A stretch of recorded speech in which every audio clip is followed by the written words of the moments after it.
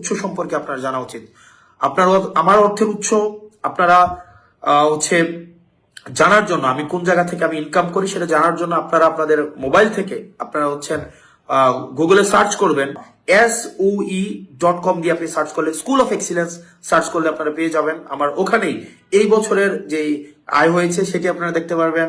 আমি আমার রিটার্ন জমা দিয়েছি, আপনারা সেটিও চাইলে দেখতে পারবেন। এবং আপনারা ইউটিউবে যদি সার্চ করেন, যে আমার ক্লাস লিখে সার্চ করেন, সেখানেও আমার ক্লাস পেয়ে যাবেন।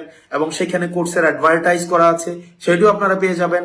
সেটি দিবালোকের মতো স্পষ্ট এবং স্বচ্ছ। তবে একটা অংশ লিখতেও পারে না, একটা অংশ আছে যারা 2 লাইন বাংলাও লিখতে পারে না, 2 লাইন ইংরেজিও লিখতে পারে না, তারা অবশ্যই এগুলো দেখতে পারবে না।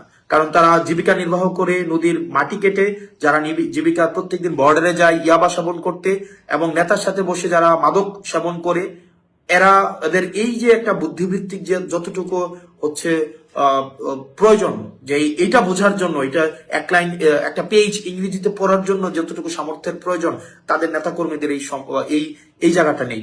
তো আমি আপনাদেরকে বলবো, আমাদের নেতাকর্মীদেরকে বলবেন, আপনাদেরকে পড়ে শোনাই দিবে কিভাবে আসলে এই যে অর্থের উৎসটা আপনাদেরকে শোনাই দিবে। যদি না বুঝেন তাহলে বাংলায় এটাকে ট্রান্সলেট করে দিবে, তাহলে যেন আপনাদের বুঝতে সুবিধা হয়।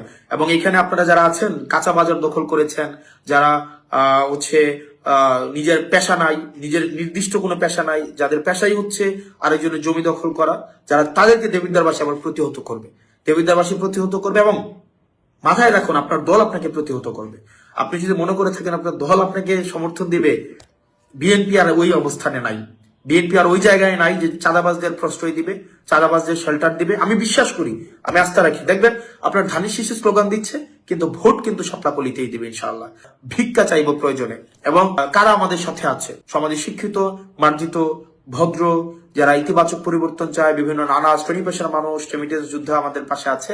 অপরদিকে দেখবেন অন্যদিকে কারা আছে, দেখবেন মাটি কাটার সাথে যারা জড়িত, মাটি খুর, যারা চাঁদাবাজ, যারা মামলাবাজ, যারা দীর্ঘ 1.5 দশকের বেশি সময় ধরে যারা সিএনজি স্ট্যান্ড দখল করেছে, যারা অ্যাম্বুলেন্সের টাকা খায়, যারা জমি দখল করে, যাদের মনে ইতিমধ্যেই ভয় ঢুকে গিয়েছে, যারা ঋণ খেলাপি, যারা রাষ্ট্রের অর্থ মেরে দিয়েছে, যারা রাষ্ট্রের অর্থ বছরের পর বছর রাষ্ট্রের অর্থ যারা হচ্ছে দিচ্ছে না, ওইসব মানুষ হচ্ছে একটা পক্ষে রয়েছে।